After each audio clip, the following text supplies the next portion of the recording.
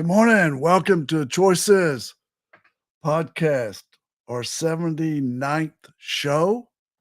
This is the last show of the year because we're going to set off January 2026 with a bang.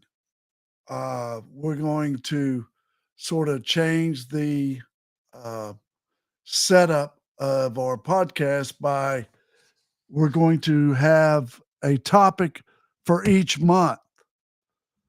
January, our first topic is going to be on recovery. So we're going to have speakers, which are the best speakers in the world,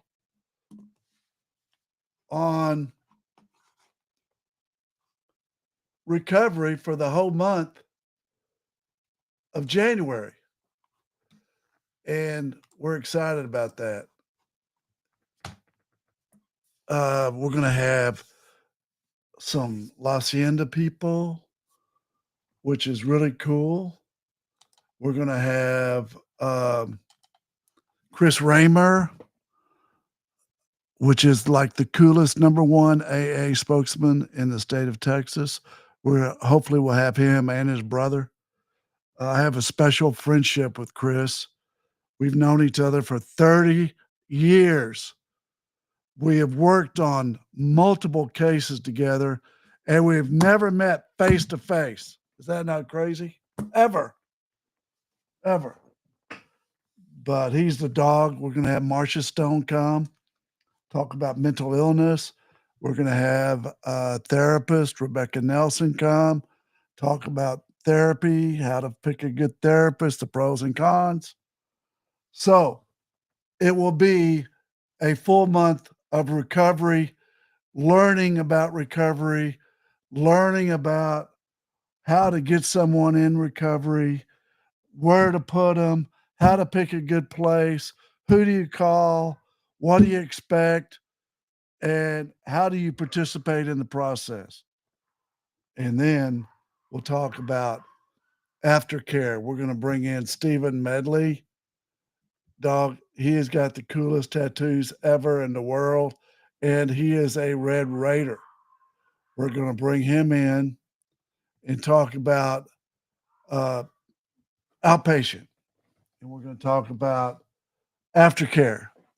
So after you have someone go to treatment for 30 days, where do you put them? How do you keep them involved? How do you participate yourself? And we'll have Medley come in and talk about all of that. And that will pretty much take up the month of January. That's just off the tip of my tongue. I mean, January is going to be a cool month. Then we'll have a topic for February. But tonight's show is the last show of 2025, and I want to make it fun. So everyone's stressed out here. Crazy people in the world, yes, can we admit it? But I want to talk about how to enter the holiday season in a healthy way, how to make the right choices, how to manage expectation levels for yourself, how to draw a boundary. What is a boundary? We're going to talk about it today. I'd like to start off first by saying a song lyric I get to pick. Carcass is on his way from Houston. He bought a heavy metal album collection, and he's on his way back. So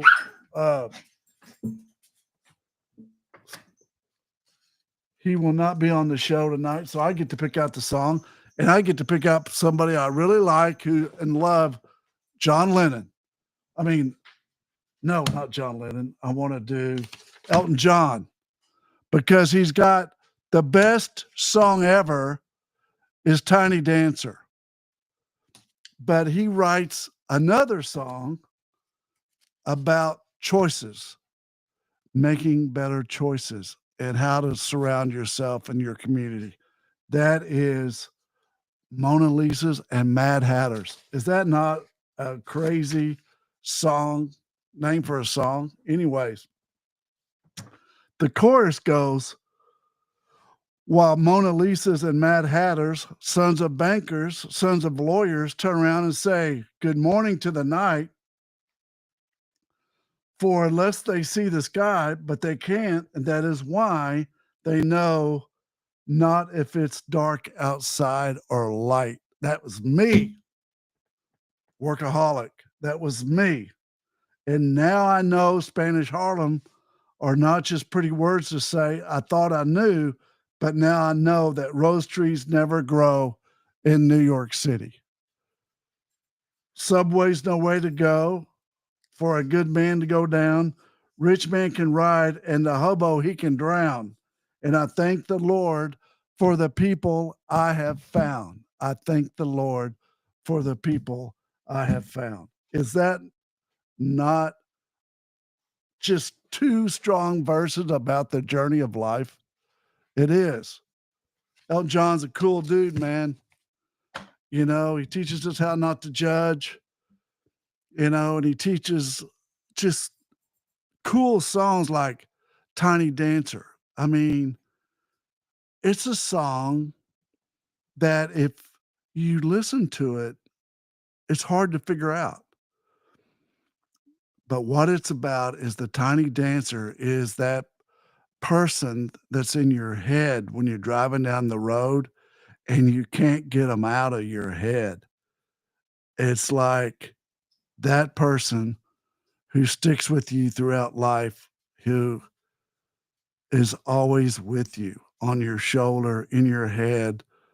And that's what the song's about. It's just beautiful. Now that you know what it's about, listen to it.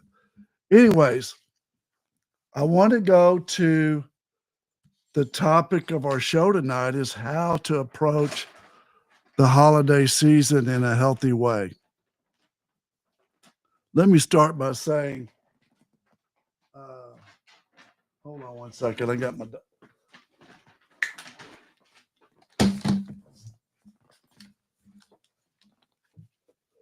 The holiday season's stressful for a lot of people. It's not for me. I have fun, but I have to journal through this time period because there's a lot going on.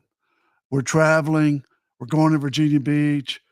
I go to my favorite Christmas Eve party in Virginia Beach, and we got invited yesterday, and I love the standings.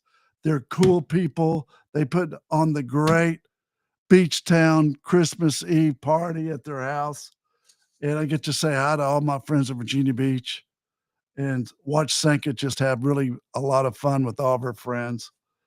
But a lot of people feel heavy guilt, heavy shame, heavy fear because of a loss of a family member or being around family when they're usually not around family. I mean, it's like amazing. What's the one time a year that you go and see your family? Christmas. Well, you know what? That's crazy. Because really, I would say 80% of the people out there, they go see their family only once, and that's during Christmas. And they really don't want to they really don't want to go. Seriously. If they had their choice, they wouldn't go. But I want you to journal how you feel before you go this year. Write 1 through 12 on a sheet of paper. Right. I feel guilty when I see my family. I feel angry when I see my family. I feel fear when I'm going to see my family. And then while you're writing, go up to the top on 1 through 10. And what 10 things do you need to do to manage your emotions? Work out, eat healthy, pray, listen to the morning devotions. Yes, I listen to morning devotion every morning. Shane and Shane in the morning. They're the dog, man. They're great.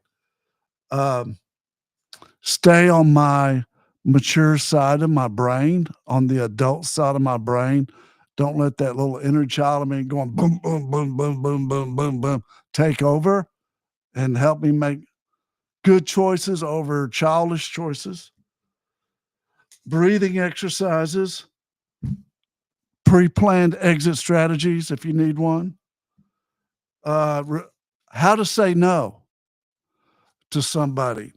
Uh, Journal on how you need to say no to somebody. If they're asking you to go someplace and you don't want to go through the three-phase apology process. Number one, hey, I know you've invited me to go to the Cowboy game. Hey, you mean everything in the world to me, but I can't go because I've got other plans. Finally, you go, but you mean the world to me, and how can I make it up to you? That's the way you do the apology process. Make it simple. Um, really, if someone gives the apology process the way it should be given, you learn something from it and you never get mad at them. You're like, okay, I get it. Cool. I appreciate it. Appreciate you being honest. Um, Also for the holiday season, I want you to think about boundaries for yourself. Me and my dad, we were just, it was two bulls in a china closet, but I would always draw a boundary. A boundary is nothing more than drawing a circle around yourself at your feet, do a complete circle around your body. The good stays in and the bad stays out. That's a boundary. So how do you keep the good in and keep the bad out? Well, you keep the good in. So like if I went over to Christmas with my folks when they were living, I was just like, look at my dad and go, okay. So what I would do to keep a healthy boundary, I would write it down and journal it. What I need to do to keep a healthy boundary. Stay surface level on conversation. What's that mean? Don't get in depth about your opinion or emotion or a political party. Don't do it. Keep the good in and the bad out. Don't engage. Keep it simple. Talk about the paint color on the walls, whatever, you know, pick up things and help around, but keep it superficial crap and not gut level. Oh, I love you when you don't. You know what I mean? Or if you do love somebody that much, my daughters thought I was in trouble yesterday. I was on an airplane, called, I text both of them, let them know how much I loved them and how proud of both of them I am. Are you okay? Are you all right? Yeah, I'm fine. I just want you to know I love you, man. That's the way to approach the holiday season. Keeping healthy boundaries.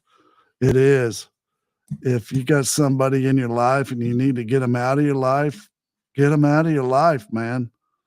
Don't keep asking for trouble.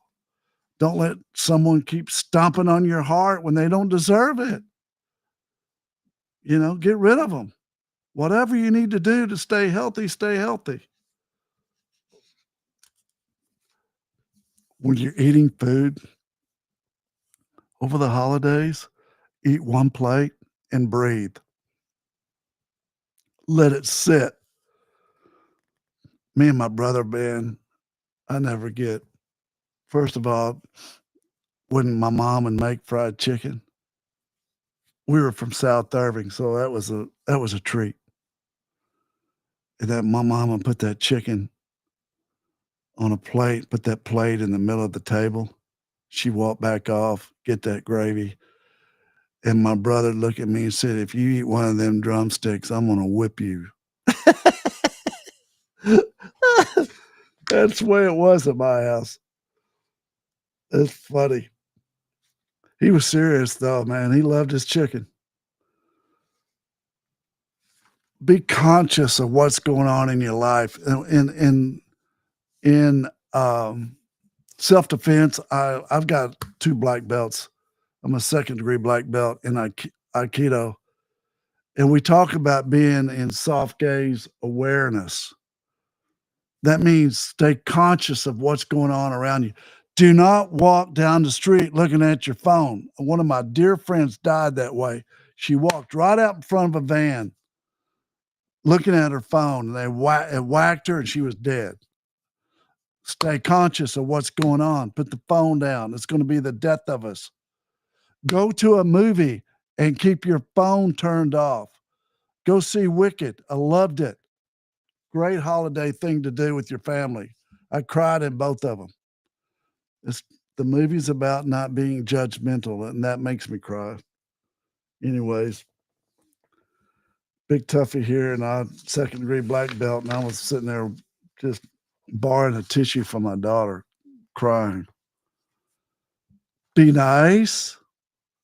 Do not get in an argument with anybody over a holiday season. It's not worth it. It's not worth it, people. Let me tell you, if someone tells you that you have to get in an argument with somebody, they are wrong. They are wrong.